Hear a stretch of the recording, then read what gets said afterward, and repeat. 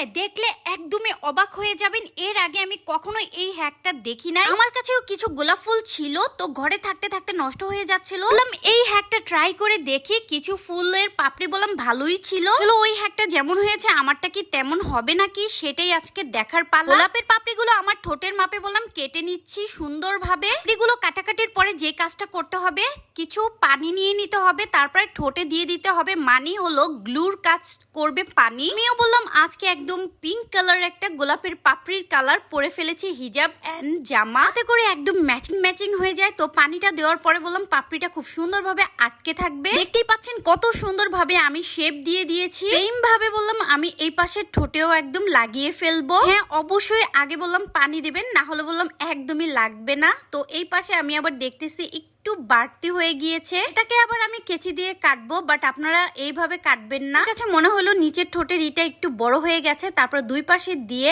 এখন মিডলে দিয়ে দেব।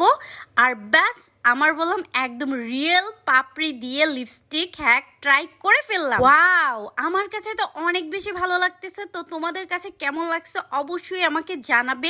আনকমন কিছু করতে অনেক বেশি ভালো লাগে। তো তোমাদের কাছে যদি ভালো লাগে ফ্রেন্ডস আর ভালোবাসার মানুষদের সাথে এটা বেশি বেশি শেয়ার করে দাও। দেখো দূর থেকে মনেই হয় না যে এটা একটা ফুলের পাপড়ি দিয়ে বানিয়েছি। নতুন ভিডিও দেখার জন্য আমার পেজটিকে ফলো করে দাও।